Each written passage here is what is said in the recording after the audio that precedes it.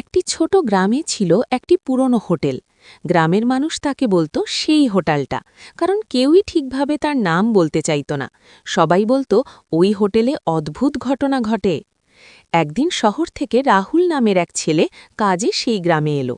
রাত হয়ে যাওয়ায় থাকার জায়গা খুঁজতে লাগল।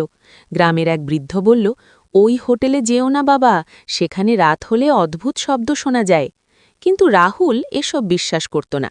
সে বলল, ভূত বলে কিছু নেই, আমি ওই হোটেলেই থাকব। রাতের অন্ধকারে রাহুল সেই পুরনো হোটেলে ঢুকল।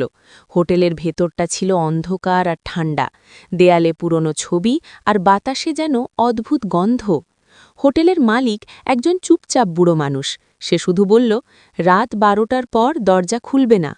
রাহুল রুমে গিয়ে ঘুমাতে গেল, কিন্তু রাত 12টা বাজতেই হঠাৎ দরজায় টক টক টক শব্দ হলো।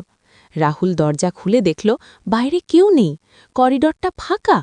তখনই সে শুনল ওপরের তলা থেকে কারোর কান্নার শব্দ। ভয়ে ভয়ে সে সিঁড়ি বেয়ে ওপরে উঠল। সেখানে একটি পুরনো ঘর থেকে আলো বেরোচ্ছিল। দরজা একটু খোলা। রাহুল দরজা খুলতেই দেখল একটি সাদা কাপড় পরা মেয়ে জানালার পাশে দাঁড়িয়ে কাঁদছে। মেয়েটি ধীরে ধীরে ঘুরে বলল, তুমি এখানে কেন এসেছ? রাহুল ভয়ে কাঁপতে লাগল। তখন মেয়েটি বলল, অনেক বছর আগে এই হোটেলে আমাকে খুন করা হয়েছিল, তাই আমি এখানেই আটকে আছি। হঠাৎ পুরো ঘর অন্ধকার হয়ে গেল। বাতাস জোরে বইতে লাগল।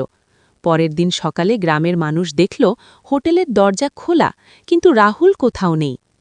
শুধু দেয়ালে নতুন করে লেখা ছিল, এখানে কেউ রাত কাটাতে পারে না। তারপর থেকে গ্রামের মানুষ সেই জায়গাকে আরও ভয় পেতে লাগল, আর কেউ আর কখনো সেই হোটেলে থাকতে যায়নি।